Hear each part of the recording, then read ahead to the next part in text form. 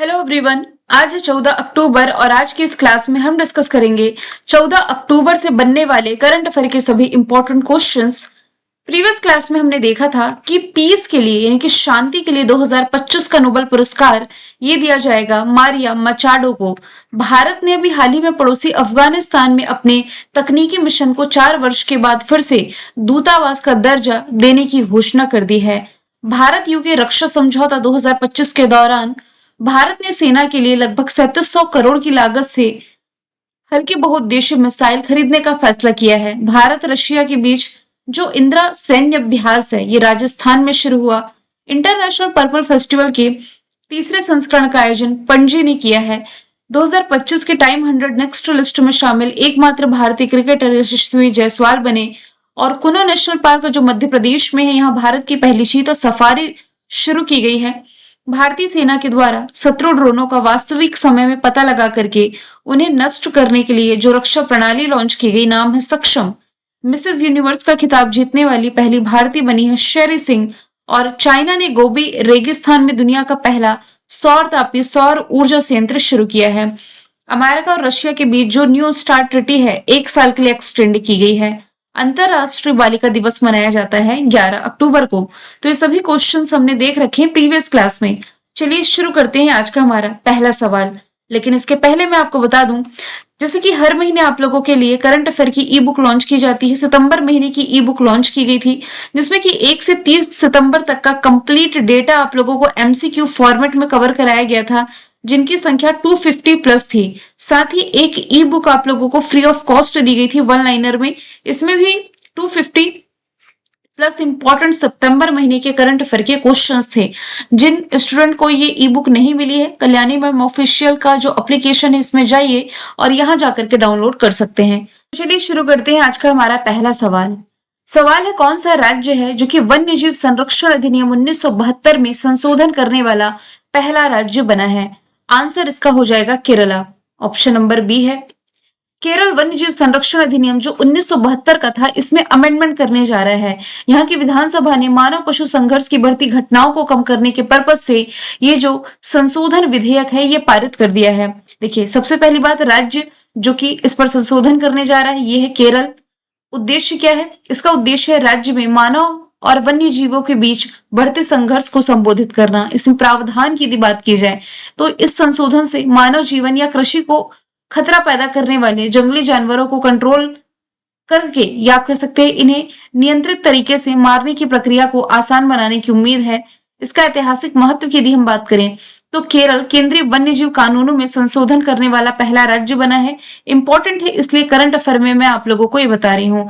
वैसे मानव और वन्य जीवों के बीच संघर्ष जो है ये नहीं कि सिर्फ करंट अफेयर में मैं पढ़ा रही हूँ।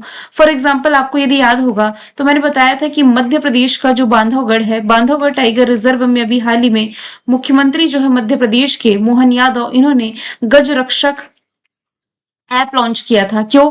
क्योंकि मानव हाथी संघर्ष के बीच जो बढ़ती घटनाएं हो रही हैं इन्हें कंट्रोल करने के लिए, क्योंकि हाथी है जो ये गांव के बीच आ जाते हैं, शहरों के बीच आ जाते हैं, और यदि कोई इंसान उन्हें दिखाई देता है या कोई उनके आसपास गाड़ियां पास होते हुए दिखाई देती है तो ये इन्हें दौड़ाते हैं और कई बार इंसान इसमें जख्मी भी हो जाते हैं। तो वन्य जीवों के संरक्षण अधिनियम में अमेंडमेंट करने वाला जो पहला राज्य बना केरला बना। अब यहाँ से हम समझ लेते हैं 1972 का ये जो वन्य जीव संरक्षण अधिनियम है ये है क्या। तो भारत में वन्य जीवों की सुरक्षा के लिए एक महत्वपूर्ण कानून है ये, जो उनके आवासों के प्रबंधन और वन्य जीव उत्पादों के व्यापार को कंट्रोल करता है। ये जो अधिनियम है ये संकटग्रस्त प्रजातियों को संरक्षण प्रदान करता है, अवैध शिकार और तस्करी पर रोक लगाता है, साथ ही राष्ट्रीय उद्यान और अभयारण्यों की स्थापना को बढ़ावा देता है। 2022 में इसमें संशोधन किया गया था जिसके तहत अनुसूचियों की संख्या इसमें जो 6 थी घटा करके 4 की गई है। यह आप लोगों के लिए इंपॉर्टेंट फैक्ट बन जाता है। केरल की यदि बात की जाए, राजधानी तिरुअनंतपुरम, मुख्यमंत्री पिनरई विजयन, राज्यपाल राजेंद्र विश्वनाथ हार्लेकर है। रिसेंटली केरला टूरिज्म को सबसे आकर्षक सोशल मीडिया अभियान के लिए पाटा गोल्ड अवार्ड दिया गया।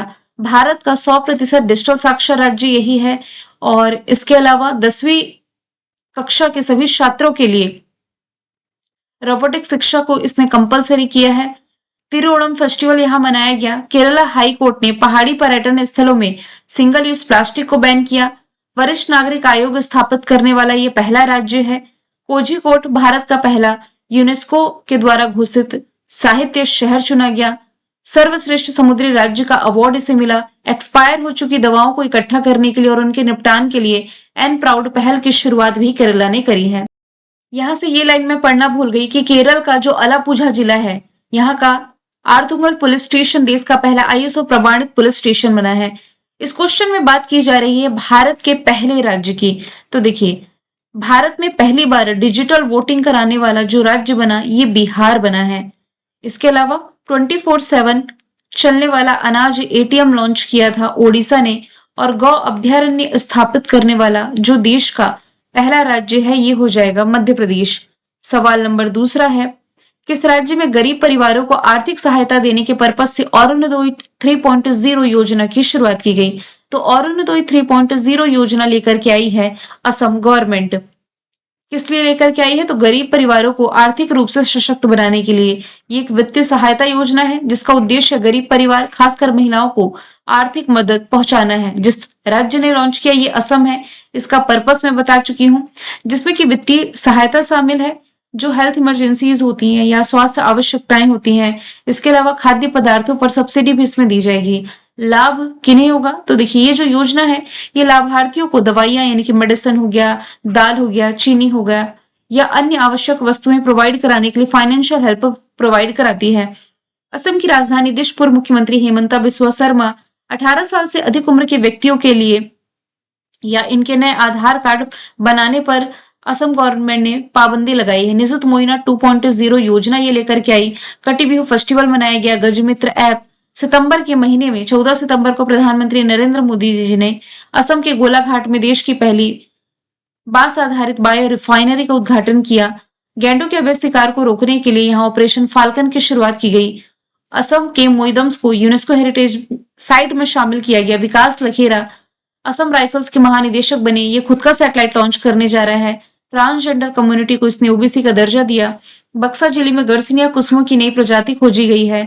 और असम में एक नई पादप की प्लांट की प्रजाति खोजी गई, जिसका नाम हेप्टाप्लूरम अस्सामिकम है। सवाल तीसरा है, किस राज्य में भारत का पहला पूर्णतः सौर ऊर्जा से चलने वाला चिड़ियाघर बनाया जाएगा? तो ये बनाया जाना है कर्नाटका में। ऑप्शन ए राइट आंसर है। तो कर्नाटक में कहां पर? जो बन्नरघट्टा बायोलॉजिकल पार्क है, कहां पर? बैंगलोर में। ये खास उपलब्धि हासिल करने वाला है, क्योंकि ये भारत का सब पहला चिड़ियाघर बनने जा रहा, जो कि पूरी तरीके से सोलर एनर्जी से संचालित होगा। इसका मतलब ये हुआ कि अब इस पार्क में बिजली के लिए सूरज की रोशनी का इस्तेमाल किया जाएगा। अब यहाँ से कर्नाटका के कुछ नेशनल पार्क हम रिलेट कर लेते हैं। अंसी, कुद्रेमुख, नागरहोल और बन्नरघट्टा आंध्र प्रदेश में है। भारत का सबसे बड़ा टाइगर रिजर्व, जिसका नाम हो जाएगा नागार्जुन श्रीशैलम टाइगर रिजर्व, मध्य प्रदेश में माधव टाइगर रिजर्व है। आप लोगों ने नाम सुना होगा, जो कि देश का 58 नंबर का टाइगर रिजर्व है। और इसी मध्य प्रदेश में श्योपुर जिले में है कुनो नेशनल पार्क, जहां पर भारत की पहली चीता सफारी बनने जा रही है। वाल्मीकि टाइगर रिजर्व ये आप रिलेट करेंगे बिहार से। अगला सवाल है, निम्नलिखित में से किसे 70वें नंबर के फिल्म फेयर अवार्ड में बेस्ट फिल्म का अवार्ड दिया गया? तो आंसर इसका हो जाएगा लापता लेडीज। रिसेंटली जो 70वें नंबर के फिल्म फेयर अवार्ड रहे, इसमें की इस साल की सर्वश्रेष्ठ फिल्म चुनी गई है लापता लेडीज, जिसकी डायरेक्टर है किरण राव, जो कि अभिनेता आमिर खान की वाइफ भी हैं। और इसमें बेस्ट एक्टर का अवार्ड अभिषेक बच्चन ने जीता है आई वॉन्ट टू टॉक के लिए। साथ ही कार्तिक आर्यन को चंदू चैंपियन के लिए बेस्ट एक्टर का अवार्ड मिला। बेस्ट एक्ट्रेस का अवार्ड आलिया भट्ट ने जीता है जिगरा फिल्म में इनके द्वारा किए गए प्रदर्शन के लिए। अब यहाँ से देखिए, कभी भी फिल्मों के अवार्ड की कैटेगरी की बात की जाती है ना, तो 4 कैटेगरी इंपॉर्टेंट होती है। बेस्ट फिल्म, जो कि लापता लेडीज चुनी गई, इसमें बेस्ट डायरेक्शन का अवार्ड जीता है किरण राव ने, जो कि लापता लेडीज की ही डायरेक्टर हैं। बेस्ट एक्टर की यदि बात की जाए तो 2 लोग हैं, अभिषेक बच्चन और कार्तिक आर्यन। और बेस्ट एक्ट्रेस का अवार्ड जीता है इसमें आलिया भट्ट ने। सेम वैसे ही ना, यहाँ पर आप याद रखें, इस साल का जो नेशनल फिल्म अवार्ड था, राष्ट्रीय फिल्म पुरस्कार, इसमें बेस्ट एक्टर और बेस्ट एक्ट्रेस का खिताब आप याद रखें, शाहरुख खान का नाम याद रखना है। इनकी फिल्म जवान के लिए इन्होंने अवार्ड जीता। विक्रांत मेसी का नाम याद रखना है क्योंकि इनकी फिल्म 12th फेल के लिए इन्होंने अवार्ड जीता। बेस्ट एक्ट्रेस की कैटेगरी में यदि हम बात करें तो ये विजेता रही हैं कौन? रानी मुखर्जी। चलते हैं अगले सवाल की तरफ। किस शहर में ग्लोबल फिनटेक फेस्ट 2025 का आयोजन किया जाएगा? तो ग्लोबल फिनटेक फेस्ट का आयोजन महाराष्ट्र की कैपिटल मुंबई में किया जाएगा, जियो वर्ल्ड कन्वेंशन सेंटर में। इसे payment council of India, national payment corporation of India और फिनटेक कंजर्वेशन काउंसिल ये संयुक्त रूप से आयोजित करने जा रहे हैं। इसका पर्पस है फिनटेक यानी कि फाइनेंस एंड टेक्नोलॉजी में भारत की प्रगति को प्रदर्शित करना और इस क्षेत्र के प्रमुख हितधारकों को एक मंच पर लाना है। मुंबई अरेबियन सी के किनारे बसा हुआ है। इसी अरेबियन सी में दुनिया का पहला फ्लोटिंग बास्केटबॉल कोर्ट स्थापित किया गया था। और ये क्वेश्चन तो पुराना हो गया, लगभग 4 से 5 साल पुराना करंट अफेयर का क्वेश्चन है, लेकिन जो बाद का हम करंट अफेयर पढ़ते हैं वो आज जाकर के स्टैटिक का पार्ट बन जाता है। जैसे आज जो हम करंट अफेयर में पढ़ रहे हैं ये साल भर बाद या 2 साल बाद हम जीके में पढ़ेंगे। पटना से रिलेट करेंगे तो देखिए 7वें नंबर के खेलो इंडिया यूथ गेम्स का मेजबान शहर पटना था, यानी कि शुरुआत यहां से हुई थी, जिसमें कि पदक तालिका में महाराष्ट्र टॉप पर और बिहार इसमें 15वें स्थान पर था। शुभंकर इसका गज सिंह था। कोच्चि की यदि बात की जाए तो विश्व सागौन सम्मेलन जो फर्स्ट टाइम होस्ट किया ये कोच्चि ने ही होस्ट किया है। इसके अलावा चेन्नई से आप क्या रिलेट कर सकते हैं? देखिए पहली बार सी फूड कांग्रेस जो 2026 का आयोजन होगा चेन्नई में ही होने जा रहा है। कुछ इवेंट एंड समिट जिसमें कि सिर्फ भारतीय शहरों के नाम मैंने ऐड किए हैं। 8वें नंबर की इंटरनेशनल सोलर अलायंस की बैठक दिल्ली होस्ट करेगा। ई गवर्नेंस पर 28वां सम्मेलन विशाखापट्टनम आंध्र प्रदेश में। भारत अंतरराष्ट्रीय चावल सम्मेलन दिल्ली में। विश्व सागौन सम्मेलन पहली बार केरला कोच्चि में। 5वां तटरक्षक वैश्विक शिखर सम्मेलन चेन्नई तमिलनाडु में होस्ट करेगा। दूसरा बिम्स्टेक बंदरगाह सम्मेलन विशाखापट्टनम आंध्र प्रदेश में। वेव्स समिट मुंबई महाराष्ट्र में और रायसीना डायलॉग दिल्ली से आप लोगों को रिलेट कर लेना है। अगला सवाल है किस राज्य में पहली बार मरुस्थलीय मृदा निर्माण तकनीक का उपयोग करके गेहूं की खेती की गई है? तो आंसर इसका राजस्थान हो जाएगा। ये प्रयोग राजस्थान के वेस्टर्न पार्ट में जो शुष्क रेगिस्तानी भूमि है ना यहाँ पर किया गया है। राजस्थान केंद्रीय विश्वविद्यालय के रिसर्चर्स के द्वारा, जहां उन्होंने रेतीली भूमि को उपजाऊ बनाने के लिए सॉइलिफिकेशन टेक्नोलॉजी का उपयोग किया।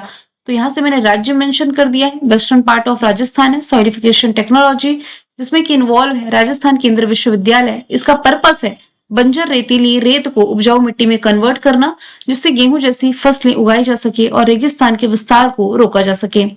राजस्थान की राजधानी जयपुर, मुख्यमंत्री भजनलाल शर्मा, राज्यपाल हरिभाऊ बागड़े हैं। नेशनल पार्क में मुकुंदरा, मरुस्थल, केवलादेव, घाना पक्षी अभ्यारण्य, सरिस्का और रणथंभौर। करंट के फैक्ट यदि हम देखें तो आवारा कुत्तों के मैनेजमेंट के लिए दिशा निर्देश जारी करने वाला ये पहला राज्य है। खैरथल तिजारा जिले का नाम बदल करके भृतहरि नगर घोषित किया गया। राजस्थान की Manika Vishwakarma miss India universe 2025 चुनी गई। पंडित दीनदयाल उपाध्याय गरीबी मुक्त गांव योजना की शुरुआत की गई। राजस्थान में दुर्लभ एल्बिनो सूरजमुखी गिलहरी पहली बार देखा गया। प्लास्टिक कचरे से निपटने के लिए 1000 पंचायतों में इसने बर्तन बैंक की शुरुआत करी है। स्कूली बच्चों को दुर्घटना बीमा से बचाने के लिए इसने शिक्षा संजीवनी बीमा योजना की शुरुआत की गई। फरवरी 2025 में यहाँ अजमेर में ट्रांसजेंडर के पहले अखिल भारतीय सम्मेलन की मेजबानी की गई। सवाल 7वां है भारत में रोबोट की मदद से किडनी ट्रांसप्लांट करने वाला पहला सरकारी हॉस्पिटल कौन बना है? आंसर इसका हो जाएगा Delhi AIIMS. Option number A इसका राइट आंसर हो जाएगा। तो अब यही देखना बाकी रह गया था कि अब जो रोबोट है ये किडनी का ट्रांसप्लांट करते दिखाई देंगे, जो कि हमें देखने को मिला है दिल्ली एम्स में। दिल्ली स्थित मतलब दिल्ली का जो एम्स है यहाँ भारत का ऐसा पहला सरकारी हॉस्पिटल बना जहां रोबोट की मदद से किडनी का ट्रांसप्लांट किया गया। इस सुविधा को किफायती बनाया गया है और प्राइवेट हॉस्पिटल की तुलना में ये बहुत कम खर्च पर उपलब्ध है। तो ऐसा पहला सरकारी हॉस्पिटल जो कि है दिल्ली एम्स। किफायती लागत तो प्राइवेट हॉस्पिटल में जहां ये सर्जरी 20 लाख रुपए से अधिक की हो सकती थी, वहीं दिल्ली एम्स में 20,000 से 25,000 में ये की जा रही है। मरीजों के लिए फायदे हैं क्योंकि इस टेक्नोलॉजी का उपयोग करके, इस टेक्नोलॉजी के कारण जो चीरा लगा होता है ये छोटा होता है, दर्द कम होता है और मरीजों की रिकवरी तेज हो जाती है। यहां से यदि बात की जाए ऋषिकेश एम्स की, तो यदि आपको याद आएगा पिछले साल का करंट अफेयर है अक्टूबर 2024 का। हाल ही में हेलीकॉप्टर की सुविधा प्रोवाइड कराने वाला पहला सरकारी हॉस्पिटल ऋषिकेश एम्स बना। मेदांता हॉस्पिटल लगातार भारत का सर्वश्रेष्ठ निजी हॉस्पिटल बना हुआ है। कोकिलाबेन हॉस्पिटल, ये अंबानी का हॉस्पिटल है मुंबई में। अगला सवाल है, किस राज्य सरकार ने मिलावटी और नकली दवाओं को कंट्रोल करने के लिए जो ड्रग इंस्पेक्टर्स होते हैं ना, इनके औषधि निरीक्षक, इन्हें औषधि रसायनों के निरीक्षण का अधिकार दिया है? आंसर इसका हो जाएगा उत्तर प्रदेश। तो उत्तर प्रदेश सरकार ने मिलावटी और नकली दवाओं को कंट्रोल करने के लिए पहल किया है, जिसके तहत जो ड्रग इंस्पेक्टर्स होते हैं ये अब दवाओं और सिरप के निर्माण में होने वाले जो इनके इसमें जो यूज होने वाले केमिकल्स है ना, इसका निरीक्षण कर सकेंगे। और इसमें यदि मिलावट या नकली दवाई पाई जाती है तो तुरंत ही एफआईआर दर्ज कराई जाएगी। उत्तर प्रदेश की राजधानी लखनऊ मुख्यमंत्री योगी आदित्यनाथ, राज्यपाल आनंदीबेन पटेल है। नेशनल पार्क में Dudhwa, Pilibhit, Amargarh, Ranipur wild life sanctuary. राज्य की पशु है बारहसिंगा, पक्षी है सारस। लोकसभा सीटें 80, राज्यसभा सीटों की संख्या 31 है। 1 सितंबर से नो हेलमेट नो फ्यूल सड़क सुरक्षा अभियान की शुरुआत की गई। AK-203 असॉल्ट राइफल के निर्माण का जो स्थान है अमेठी है। शशि प्रकाश गोयल यूपी के मुख्य सचिव बने। राफेम फाइबर प्राइवेट लिमिटेड ने उत्तर प्रदेश के गौतम बुद्ध नगर में देश के सबसे बड़े एरो इंजन परीक्षण केंद्र बनाया है। और भारत का पहला अश्वरोग मुक्त अपार्टमेंट मेरठ में स्थापित किया गया। अंतरिक्ष यात्री शुभांशु शुक्ला के नाम पर यहाँ पर स्कॉलरशिप की शुरुआत की गई। कैलाश मानसरोवर की यात्रा पर जाने पर श्रद्धालुओं को 1 लाख रुपए देने की घोषणा यूपी गवर्नमेंट ने की। पहला फ्लोटिंग घाट अयोध्या में ITI चलो अभियान और विजन 24/7 लेकर के आई है। 2047 यूपी गवर्नमेंट। अगला सवाल है, शहरों में वन्य जीव और पारिस्थितिकी पर्यटन को बढ़ावा देने के लिए वैश्विक वन्य जीव मेला कहाँ आयोजित किया गया? आंसर इसका हो जाएगा राजधानी दिल्ली में। शहरों में वन्य जीव और पारिस्थितिकी पर्यटन को बढ़ावा देने के लिए अभी हाल ही में जो मेला है 10 से 12 अक्टूबर तक दिल्ली में आयोजित किया गया। पर्पस में बता ही चुकी हूँ, इको टूरिज्म को वैश्विक केंद्र बनाना। इसका स्थान है कॉन्स्टिट्यूशन क्लब ऑफ इंडिया। आयोजन की तारीख है 10 से 12 अक्टूबर।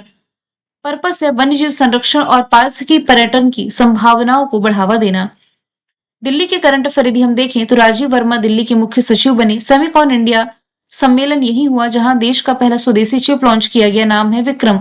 Badminton world championship next year Delhi host करेगा। दिल्ली पुलिस का आयुक्त सतीश गोलचा बनाए गए। 11वां राष्ट्रीय हथकरघा दिवस समारोह के दौरान हॉट ऑन व्हील्स पहल की शुरुआत की गई। दिल्ली विधानसभा भारत की ऐसी पहली विधानसभा बनी जो कि पूरी तरीके से सोलर एनर्जी से संचालित है।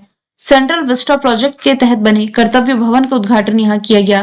प्रधानमंत्री नरेंद्र मोदी जी के द्वारा एयर पोल्यूशन को कंट्रोल करने के लिए क्लाउड शेडिंग को मंजूरी दी गई और देश का पहला ई-वेस्टिगो पार्क आपने दिल्ली से पढ़ना है। पुणे की यदि बात की जाए, पुणे में भारत की केमिकल लेबोरेटरी, भारत की रासायनिक प्रयोगशाला है। मुंबई में वेव्स समिट, पटना में बापू टावर, हमने ये तो रट चुका होगा अभी तक आप लोगों को। कलाम सिटी ये अभी पटना में बनने जा रही है। अगला सवाल है, मात्र 27 दिनों में इस्तीफा देने के बाद अक्टूबर 2025 में पुनः फ्रांस के प्रधानमंत्री कौन बने? आंसर हो जाएगा सेबेस्टियन लेकोर्नु।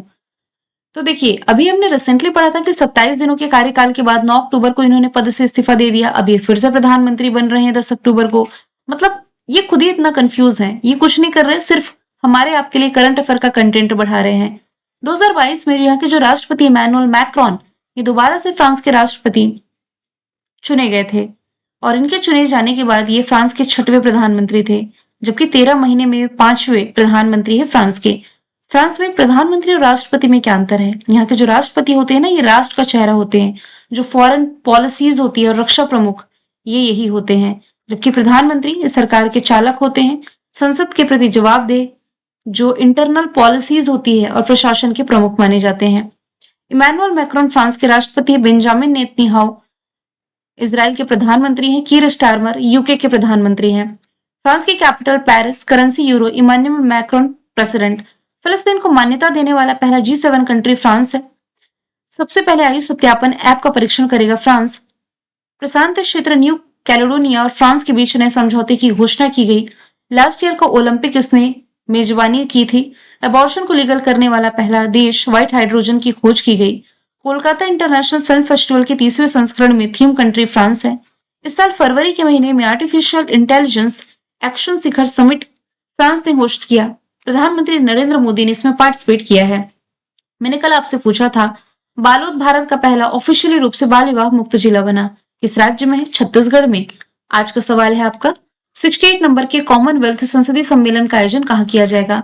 आंसर इसका जो भी आप कमेंट बॉक्स में बताइए